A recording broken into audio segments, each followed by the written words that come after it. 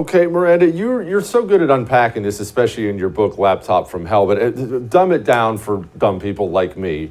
People look at Ukraine, Russia right now. Joe Biden's currently in Europe. Hunter Biden's LinkedIn over there, which means Joe Biden's LinkedIn over there. There's a big tangled web going on, and people look at it and they know they don't trust it, but they can't really explain why. I can't really explain why. Why should we be worried about this foreign policy stuff with Hunter and Joe and Ukraine and Russia and all that? Well, because it presents a conflict of interest for the president. That his son was getting, millions of dollars from Ukraine. I mean, he earned about $4 million from sitting on the board of that corrupt energy company, Burisma. So that alone is problematic. And then there's the money that he got from, Russian oligarch Elena Baturina, once the richest woman in Russia, and the Grassley-Johnson Senate inquiry found a $3.5 million payment that went to one of Hunter and his business partners' bank accounts. But there's evidence in the laptop and elsewhere that shows that, in fact, it was more than $100 million of money that Elena Baturina paid to various, bank accounts, companies of Hunter and his partners. I mean, for buying real estate. She had been exiled from Russia, and she was in London, and she was wanting to convert her rubles into, hard, cold goods and cash and real estate and so on. So that's what she did. So apparently a lot of that money went to buy properties in, all over the country, office buildings, but also properties in Chelsea and New York and in Brooklyn. So that has, again, that's money coming from a Russian oligarch into Hunter Biden and his partners' businesses. And so that, again, presents a problem for Joe Biden, because he met Elena Baturina, like he met a lot of Hunter Biden's overseas and domestic business partners. He met Elena Baturina. He went to a dinner in Washington, D.C. at Cafe Milano. I believe there was more than one dinner, and this one dinner in April 2015, she was there, he was there, Kazakhstani business partners, Ukrainian business associates of Hunter's were there. And he sat down and he had an entire meal with them.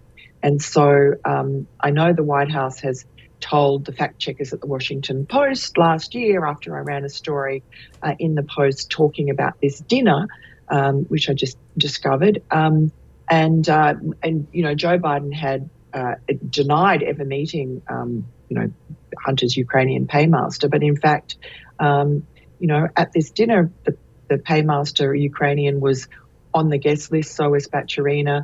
So were a whole lot of people. Finally, the White House admitted that, yes, Joe Biden had gone to that dinner.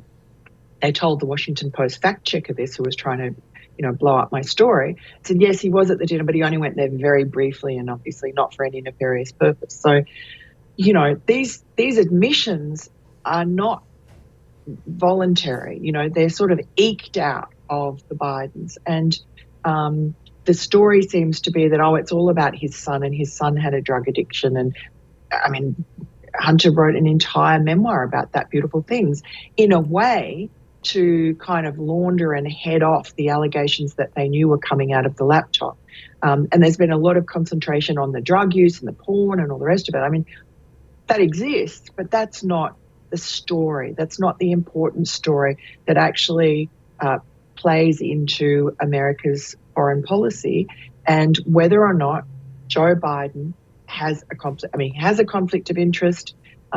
Whether or not it affects his decisions, who knows? But it needs to be addressed, and it needs to be out in the open. And I think it's journalistic malpractice for it not to be properly investigated. Before the last election, half the country was in the dark about the laptop and the scandal to do with Joe Biden, one of the candidates for president.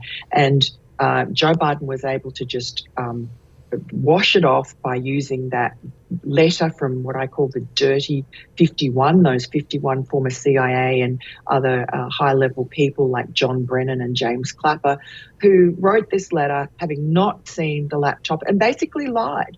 They said in their in their estimation, their expert opinion, this had all the earmarks of a Russian disinformation operation. I mean, maybe that's what it looked like to them from afar, but really it was a very convenient, it was a political document, and it was designed to get Joe Biden off the hook, and it worked.